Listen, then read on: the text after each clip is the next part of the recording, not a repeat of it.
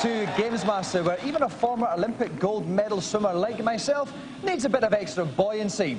The reason the girls are blowing up my water wings is, as the star of the show, I can't be seen to blow myself. Later on in the show, we have got Hollyoaks heartthrob Paul Leyshon as our special guest. You can stop blowing now, girls. Who's your favourite heartthrob? Mine's Cliff Richard for the wonderful example he sets to young children. Kurt Cobain for exactly the same reasons. OK, we'll be soaping it up with some top teen soap star action later on, but now let's lather up for today's news.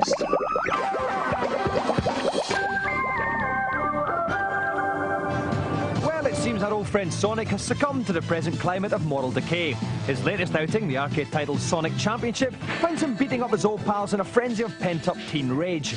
On secret test at the moment, the game features a variety of special moves, including Sonic's classic spinball. Sonic's school teachers are so appalled, they've shut down his school.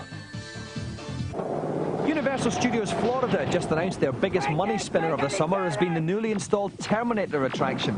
Directed by James Cameron and featuring all the stars from the original film, the 3D extravaganza has the honour of being minute for minute the most expensive piece of celluloid since that dodgy film I made with the donkey. Hey, Puckadad.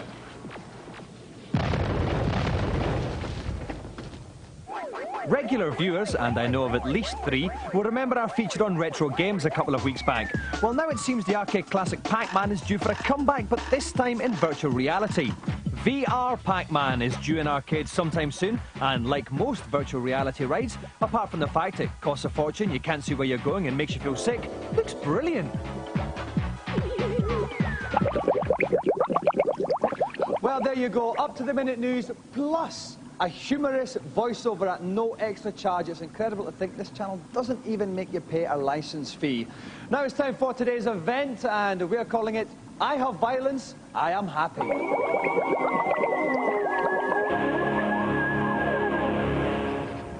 Like Doom before it, Quake is famous for its super-fast gameplay and ultra-violence. Also like Doom, Quake enthusiasts have been creating their own custom additions to the game and posting them on the internet. Nice efforts include this banana skin weapon, which encourages some slapstick action in deathmatch mode.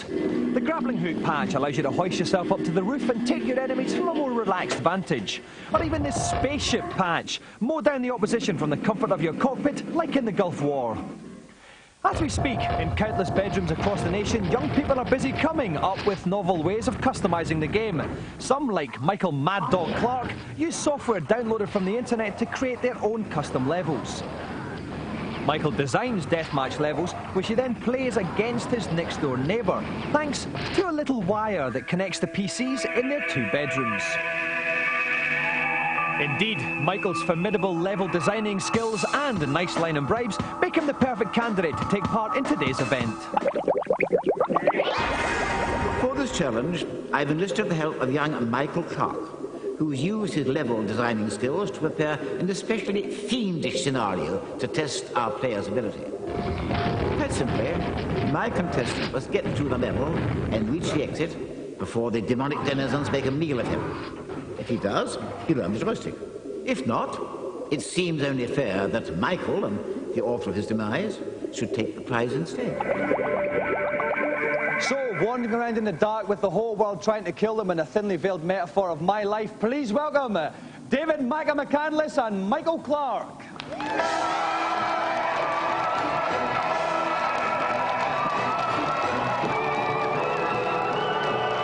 Welcome back, Hello. All right, Michael. Okay, now, Micah, we saw you in last series. Yeah. In a feature out of the World Doom Championships in Seattle. Right. It's not unfair to say you're probably the best Doom player in Britain. Absolutely. Are you as good on Quake? Absolutely. There is no one who can even touch you? Nobody. At all.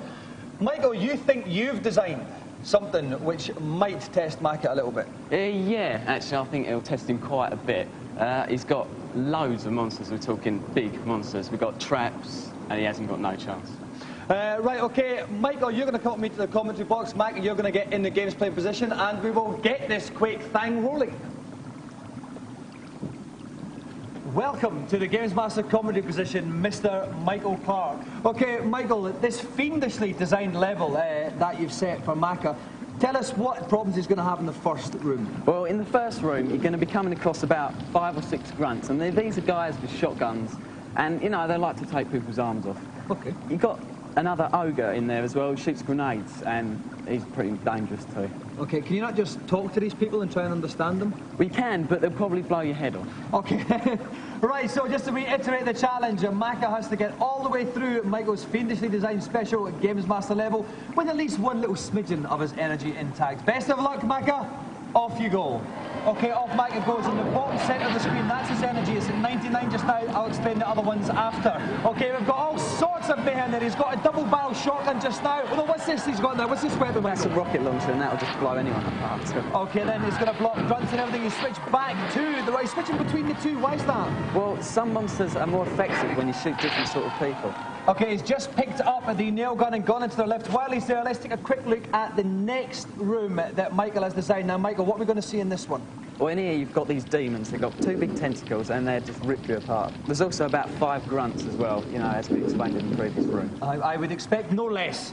Michael, okay then, let's have a look. Mike is just entering the room then. He's out the lift. Okay, that's it now. We've got this little Gamesmaster written thing there now. Here's the grunts first of all. Where's that demon?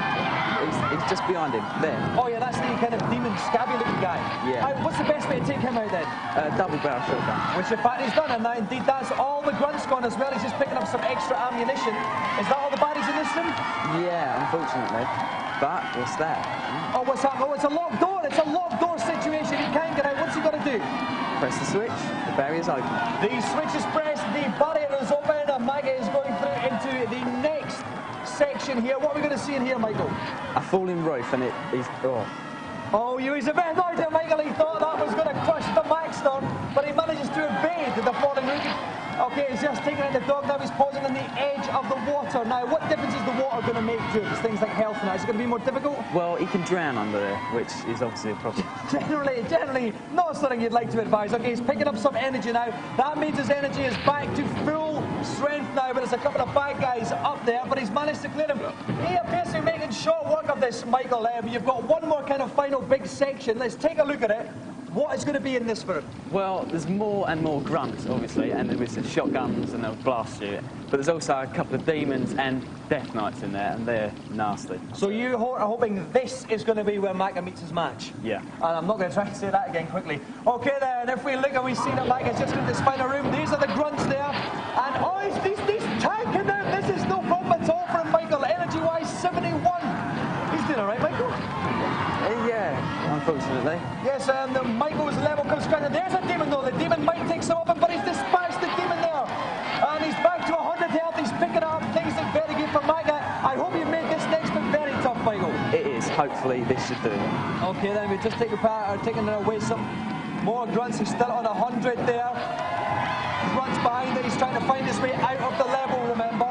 We're looking for an exit, as well as dispatching all these denizens of netherworldly places. 88, his energy has gone down to now. And oh my God, tell us what's happening on the screen. We've got all kinds of stuff flying out there. Yeah, there's grunts, there's dogs, there's enforcers, and he's just getting pummeled. And his energy slipped down to 43 bits of energy left. I wouldn't imagine Michael will have left too many power-ups now, but that's a big old gun there. Yeah, and that's just going to literally take them apart, unfortunately. Okay, he's on 35 now. His energy's very low. We still haven't found the exit. He's gone back to this weird-looking gun. What is that, Michael? It's a lightning gun, and it actually shoots lightning, obviously. Yeah, well, it does exactly what it says on the tin. It does. Down to 19 now. This energy has plummeted now.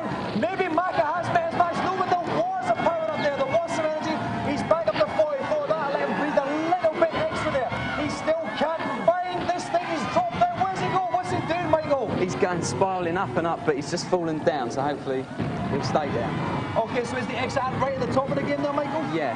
Okay, that's it, but he just got dispatched. What's that guy? That's the death knight I was talking about. Right, and he looks particularly vicious there. He's down to 39 energy, but he's dispatched the death knight.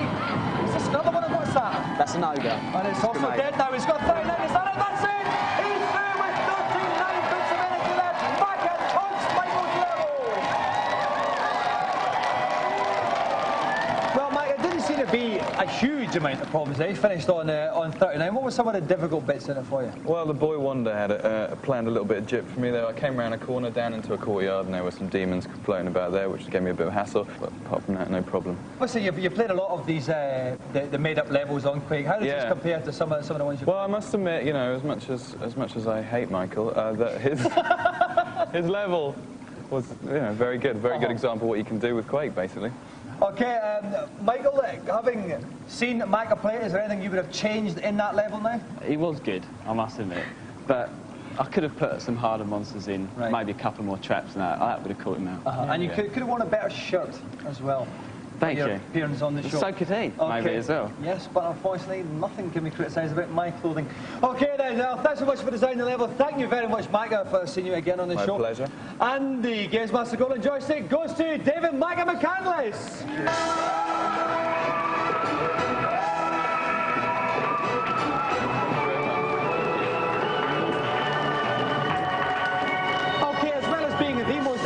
Comedy show on television. Technically, we are supposed to feature video games, and today is no exception as we quite literally review the hell out of a couple of the blighters. First up, for people who are too sad to fancy real ladies, they can now ogle the cynically large-breasted Lara Croft in Tomb Raider. The programmers themselves have made the lead character extraordinarily versatile. She can jump, she can flip sideways, she can roll along the ground, she can do everything. She can even swim when you come to the water sections.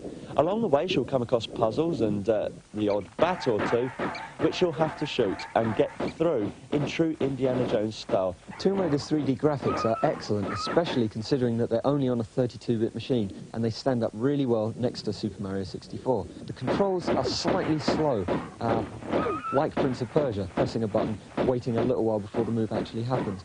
But the plot with all the rendered sequences gets you in, and it's a solid, good game.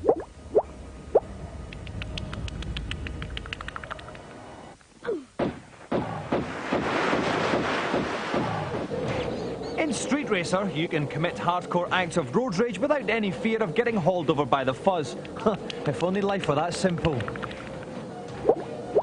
Okay, so Street Racer is pretty much Mario Kart, but there's no competition on the Saturn. There is no Mario Kart style of game, and Street Racer will have it all to itself.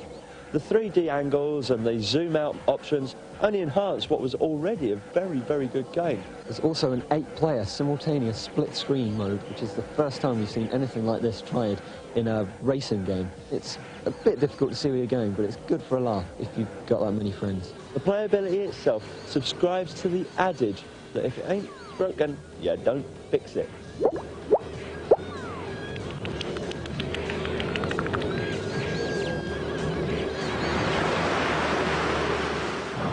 Good, clean fun and more detail on these games are yours by visiting our webpage, and we've even put some Quake patches on there too. We'll give you the address at the end of the show. Okay, we're going to go to a commercial break now. Coming up in part 2, Paul Leyshon, the top Hollyoaks heartthrob, will be on the show doing a challenge, but more importantly, I'm going to try and find out just how much money the cheeky little monkey earns.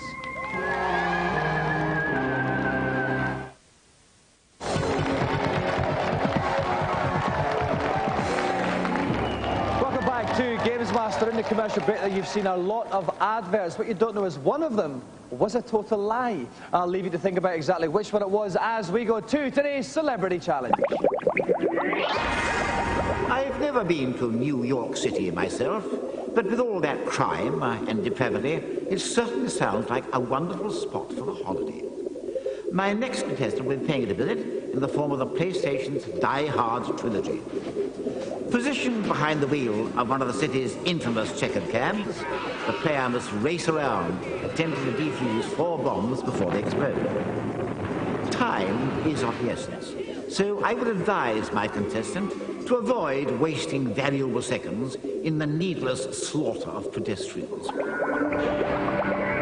Okay, so in a fine piece of television symbiosis, our special guest tonight is the bloke you can see straight after us on Channel 4. No, it's not the guy who says, next time you're a roof leaks, don't say I didn't warn you. It is Paul Leyshon from Hollyoaks.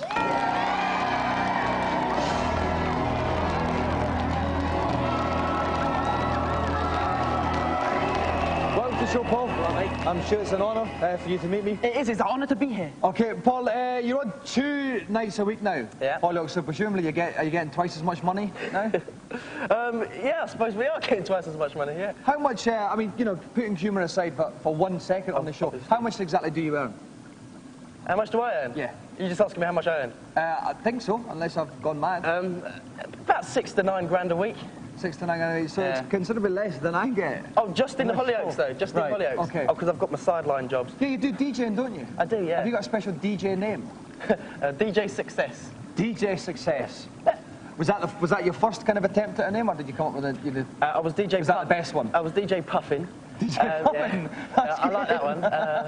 DJ Goose. But no, There's an animal theme running through, there was an animal there. and then you came with Success, Yeah. which isn't technically an animal. Well, no, but successful, success.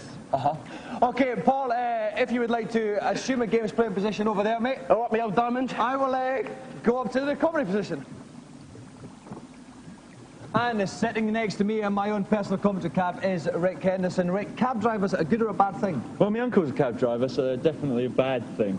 He's a complete lunatic, and he's crashed into about 500 cars. 500? Yeah, 500 cars. Give or Exactly. take some cars. Right, Rick, have you got any tips for Paul on this? Yeah, certainly. Well, he's in a yellow taxi, so it's crash into everything time. I like your uncle. With the 3 Yeah. bombs, listen to us. There is a red arrow up in the top corner which will show him where the next bomb will be. So he's got to listen to us and take the right corners at the right times. So Paul has to whiz around the streets of New York and successfully blow up 4 bombs before they cause widespread damage. Best of luck, Paul. Your challenge begins now.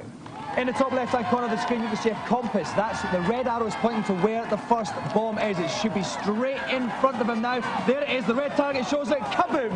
That's the first bomb successfully taken out there. The timer in the bottom left-hand corner is ticking away to when the second one's going to explode. When the hand gets to 12 right at the top of the screen, then it will go bang. Rick, it's got a good start from him. He's got a good start, and he's managing to pick up the bonuses. He had fire coming out his tyres there. That's the turbo mode. That's the turbo mode. He needs to use that a lot and pick up extra turbos to get round this course faster. Okay, does he want to be knocking into a lot of police cars? He's going to the park! He went to the park and took out someone in a red jumper. Okay, it's right, all right, you can see the red arrow, it's straight in front of him, the next bomb should be dead ahead, quite literally at 12 o'clock. The time is ticking away though it's getting closer to 12. He needs to find this bomb soon, Rick. He should really turbo him. There it is, that's it. He got the second one, that was lucky because the time was ticking away. Okay, then we can see the little red arrow is now, well, it was straight ahead of him, now it's going to easterly direction. That's it. It should be almost ahead of him now. He's missed the turbo, but he's got the time bonus. At least he's got the extra time. Okay, let's look at the time there. At this point, you can see the clock's ticking down to almost 1 o'clock now. When it gets to 12, it all goes bang. He took out another pedestrian there. And I just think that's a personal thing of his, really, there. Okay, now it's straight ahead. The bomb's straight away, but it's getting close to 12, but it's right in front of me. He might be like this, get it to time. Yes!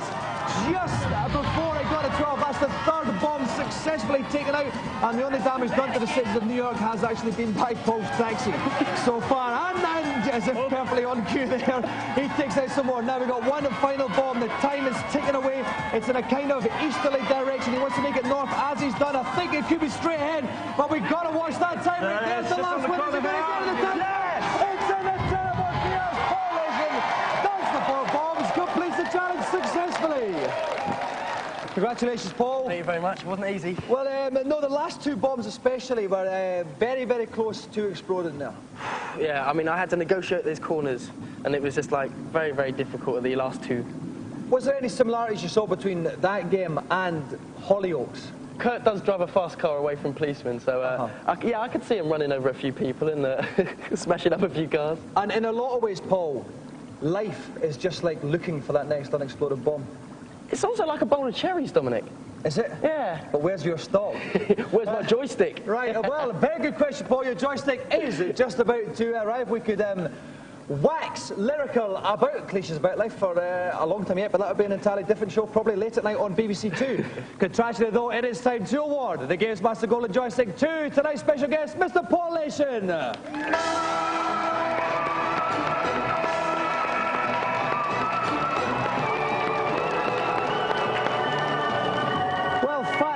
Features is fairly flipping my fingers off with an uncontrollable desire to make his presence felt once more. Let's sit back and watch his performance.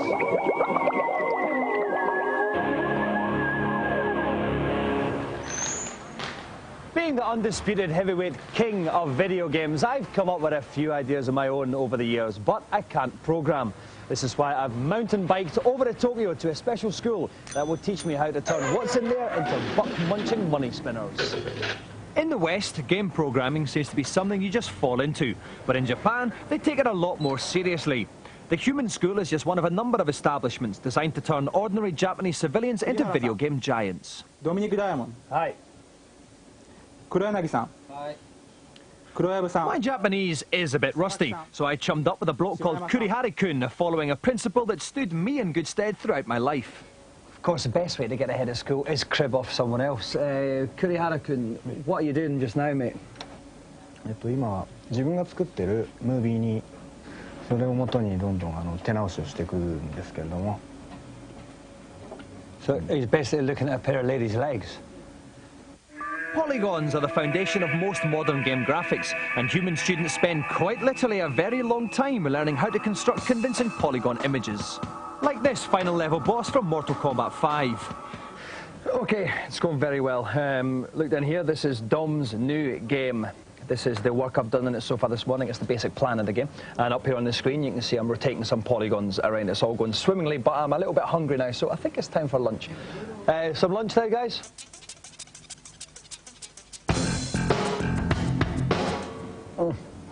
I'm sorry. This is absolutely disgusting.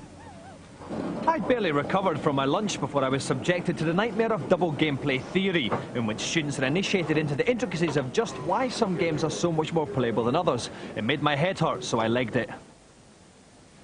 Not surprisingly, this is the sound design room. Fairly funky guys in here. What they're being taught at the moment is how to add sounds to animation. This guy here has got a bouncing ball, and he's trying to get the kind of sound in the right timing. Okay, at the end of the second year, these students have to come up with a game as a project. This is the one which won the prize last year. It's good, for 2 years it's not bad. I was lying, it was cack. Human has published games produced by the school, not just bizarre role-playing games, but things like The Fireman on the Super NES, which sold 400 times more units than Mario World. 80% of people who are at the school will go straight into jobs as programmers. Very good percentage of that. All the big video games companies advertise here. We've got Konami up here, Nintendo, and Capcom over here. And this is a good one here. Scotsman needed, must be bald, yet strangely attractive and very amusing, to do no work for much Yeno. So I'm sorted for a job as well. 4 o'clock arrived and it was time for home. Unfortunately, though, I'd been a disruptive influence, breaking wind at will, and was made to stay behind for some emergency coaching. See you guys. So I've got to do a little bit more work on my game, but I can let you have a sneak peek at just how brilliant it is. Okay, this is the playing area, like that, a grid. One person gets these wee guys, another person gets the other one. You put them on the grid in turn, and the object is whoever can get 3 in a row, first of all, wins. It's simple, but it might just work. That's it for today. On next week's show, we have that great bender of the mind, Uri Geller. And I leave you with this question. If Chris Evans fell over when there was no one around to hear him cry, would he make a sound? Good night.